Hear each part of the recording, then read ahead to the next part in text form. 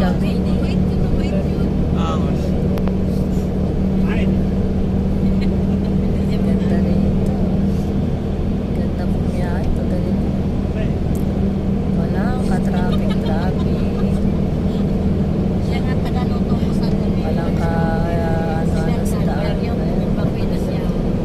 paligid. Ang paligid. Ay, si Senyor. Busy sa kanyang pag-drive. Yan ang ating paligid. Ay, ganda. Ang ganda. Ang ganda ng bukid. Ang ganda ng tanawin. Ang ganda. Mag-aano pa lang sila. Mag-aano punla. Ito wala pa. Ano pala. Ganda ng tanawin. Yan, magandang ano.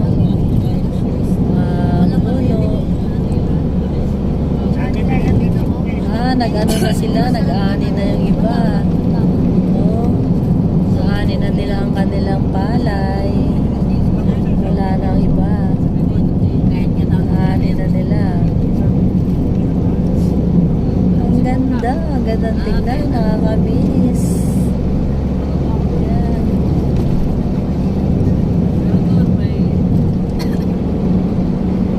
Yan si Senyor.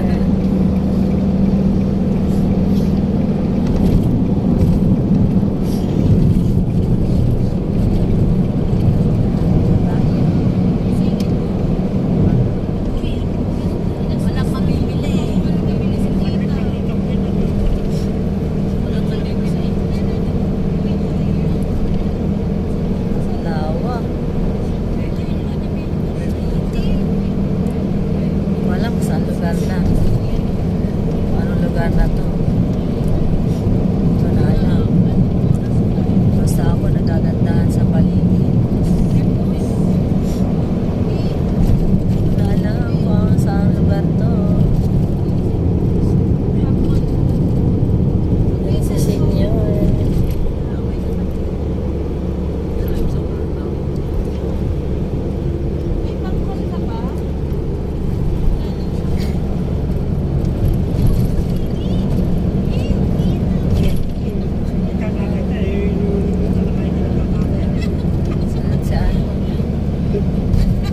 Hindi masyadong mainit.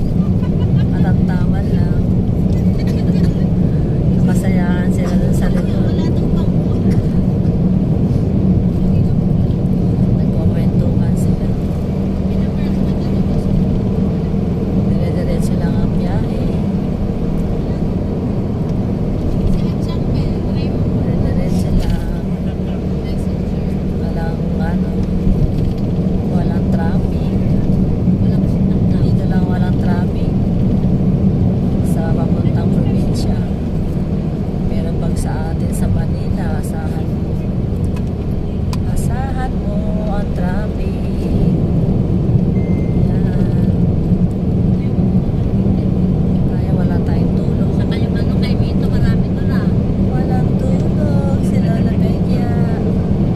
Pasensya na po muna kayo.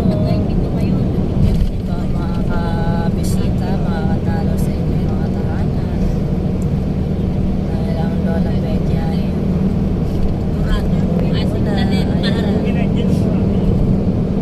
Ayan ang tanawin.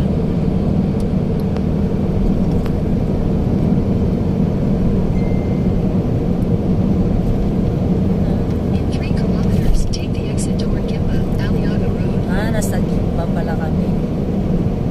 Nasa Gimba na. Ayan, ang mga bukid. Ayan, ang bukid.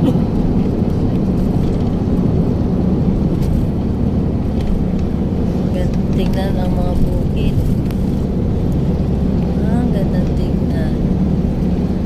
Naalala ko, magdadala ko ng baon nila tatay ko sa bukid.